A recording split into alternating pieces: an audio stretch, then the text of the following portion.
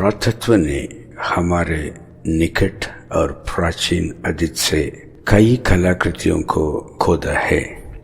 यदि आप सबसे पुरानी कलाकृतियों के बारे में सोच सकते हैं जिसे हम किसी निश्चित सभ्यता या व्यक्तित्व से जोड़ सकते हैं, तो सबसे पुरानी हमेशा सुमेरियन सभ्यता से होती है। हमें उससे पुराना कुछ भी क्यों नहीं मिलता?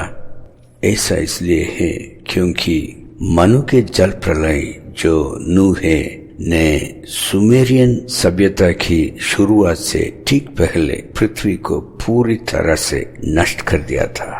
इसलिए सुमेरियन सबसे पुराना साहित्य से जो हमें नूह की बात पर मिलता है। इससे पहले कि हम उस पर गौर करें, ये जानना भी उतना ही महत्वपूर्ण है कि बात से पहले बाइबल पृथ्वी के बारे में क्या कहती है।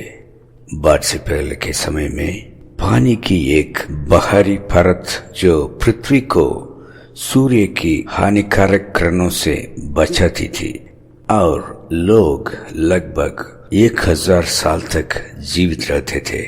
इसके बारे में बहुत से लोग मुझसे सहमत नहीं है, लेकिन बाइबल कहती है कि तब परमेश्वर ने एक अंदर करके उसके नीचे के जल और उसके ऊपर के जल को अलग अलग किया और वैसा ही हो गया। और परमेश्वर ने आकाश को स्वर्ग कहा। एक और बात से पहले की दुनिया में कभी बारिश नहीं हुई। इसके बजाय पृथ्वी से एक कोहरा ऊपर चला गया और भूमि को सींचा। और बाढ़ से पहले के समय में पृथ्वी की दूरी झुकी नहीं थी। नूह की पुस्तक में हम पढ़ते हैं कि नूह के समय में पृथ्वी झुकी हुई और कुछ भूताप्य झरने ठंडे हो गए थे। उन दिनों ध्रुवों पर बर्फ भी नहीं होती थी, इसलिए पृथ्वी पर कोई ऋतुएं नहीं थे। एक सुखद मौसम था जो हमेशा के लिए बढ़ा। लोग साथ ही साथ जानवर सभी शाकाहारी थे।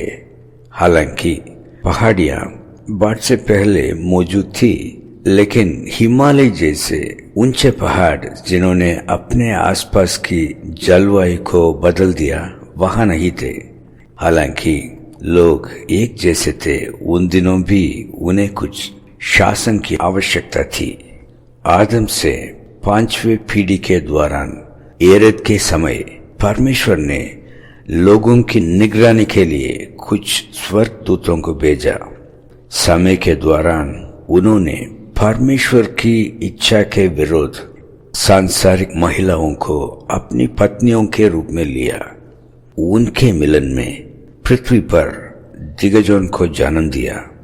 बाइबल कहती है कि उन दिनों में पृथ्वी पर दानव रहते थे और इसके पश्चात जब परमेश्वर के पुत्र मनुष्य की पुत्रियों के पास गए, तब उनके द्वारा जो संतान हुए, परमेश्वर ने इस विद्रोही स्वर्गदूतों की दिव्य शक्तियों को छीन लिया।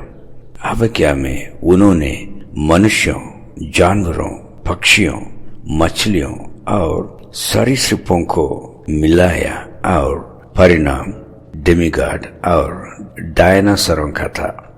और पृथ्वी पर अराजकता और रक्तपात हुआ। मानवता विलुप्त होने के बिंदु पर थी। तभी परमेश्वर को इन सब मिश्रित प्राणियों को एक महान बात से नष्ट करना पड़ा, जिसे हम जल प्रलय कहते हैं। भारत में गणेश नाम के एक प्रचित अर्थ भगवान है। हर साल उनके जन्मदिन के लिए उनके भक्त रंगीन सजावट के साथ उनकी भव्य मूर्तियां बनाते हैं। फिर वे उन्हें समुद्र में ले जाते हैं और उन्हें डुबा देते हैं।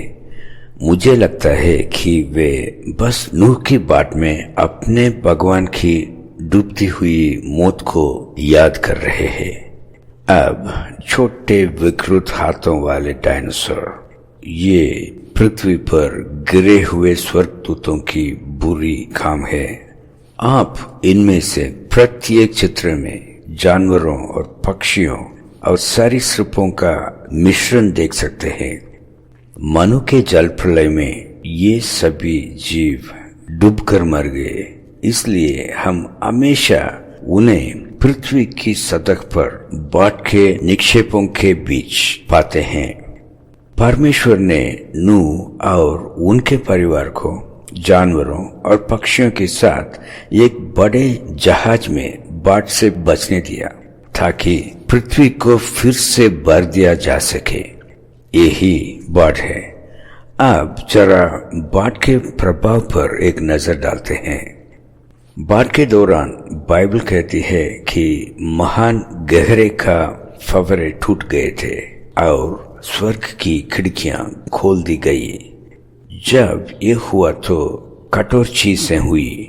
यदि महाद्वीपीय बहाव कभी हुआ हो तो ये नूह की बाढ़ से दौरान हुआ होगा, जो हिमालय की तरह ऊंचे तख वाले पहाड़ों का निर्माण टेक्टोनिक प्लेट के टकराने के कारण आकाश की ओर उठने वाले से होता है। ये तभी जब मछली के जीवाश्म पहाड़ की चोटी पर पहुंच गए। ये तब भी था जब समुद्र खारा हो गया था, क्योंकि गहरे का पानी ऊपर आ गया। रास्ते में नमक और खनिजों को बंद कर रहा था। आज भी खारे पानी की मछली के गुर्दे में ग्लोमेरुलस नाम का एक फिल्टर होता है, जो केवल मीठे पानी मछली के लिए उपयोगी होता है। ये आज बंद अवस्था में है। जब वे बच्चे पैदा करने के लिए ताजे पानी में प्रवेश करते हैं तो सालमन मछली उन्हें चालू करने में कामयाब रहे। ये एक संकेत है कि वे सभी बाढ़ से पहले ताजे पानी में रहते थे। जैसा कि हमने पहले देखा, बाढ़ से ठीक पहले पृथ्वी की दूरी झुकी हुई थी। इससे ध्रुवीय क्षेत्र में बर्फ बनने में मदद मिली। बाढ़ के बाद जब दुनिया में पहली बार ऋतुएं आने लगी तो लोगों के जीवन को 1000 वर्ष से घटाकर 120 वर्ष कर दिया गया, ताकि कोई भी अपने जीवन काल में दुनिया को होने वाली किसी भी क्षति को सीमित कर सके। मानव डीएनए में रिक्त स्थान की विशाल श्रृंखला जंक डीएनए कहलाती है, जो इस घटना की व्याख्या करेगी। ये वह समय भी जो जब परमेश्वर ने लोगों को बाढ़ के बाद की पृथ्वी की वास्तविकताओं का सामना करने के लिए मांस खाने की अनुमति दी थी। जैसे जैसे समय बीता गया, लोग पृथ्वी पर गुनाह करने लगे। नूह के परपोते निम्रोद ने अपने पूर्वजों और पृथ्वी पर सभी जीवित प्राणियों को नष्ट करने के लिए परमेश्वर के खिलाफ विद्रोह का नेतृत्व किया। बुत परस्ती का जन्म निम्रोद की पत्नी सेमीरामिस के अधीन हुआ, जैसे भारत में काली के नाम से जाना जाता है, जो बाद में पृथ्वी की सभी सभ्यताओं में देवी माँ बन गई।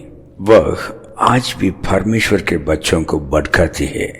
बाइबल कहती है कि जब यीशु वापस आएंगे तो उनका प्रभाव अतीत की बात हो जाएगी। सामान्य स्थिति बहाल हो जाएगी और पहाड़ गिरा दिए जाएंगे।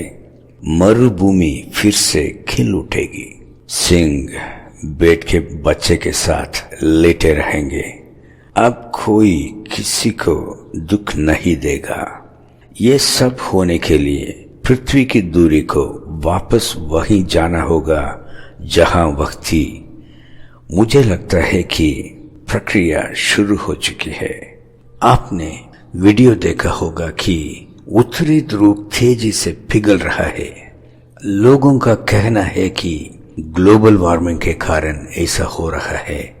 हाँ, ये सच है कि हमारा ग्रह कुछ डिग्री गर्म हो तो गया है, लेकिन उत्तरी ध्रुव पर पिघलाने का मुख्य कारण यह है कि ध्रुव अपनी मूल स्थिति में वापस आ रहा है, जिससे बर्फ सीधे सूर्य के सामने आ रही है।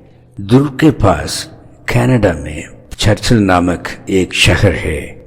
वहां रहने वाले लोगों का कहना है कि हाल के दिनों में उन्हें हर साल महीनों से ज्यादा धूप मिल रही है। मैं मानता हूं कि ग्लोबल वार्मिंग एक जगह को गर्म कर सकती है, लेकिन ध्रुव को सूर्य की ओर बढ़ाए बिना अधिक महीनों तक सूर्य का प्रकाश प्राप्त करना असंभव है। मेरा ये वीडियो देखने के लिए बहुत बहुत धन्यवाद दोस्तों। इस वीडियो को कृपया शेयर कीजिएगा। फिर और एक वीडियो में मैं आपसे मिलूंगा। परमेश्वर आपका भला करे।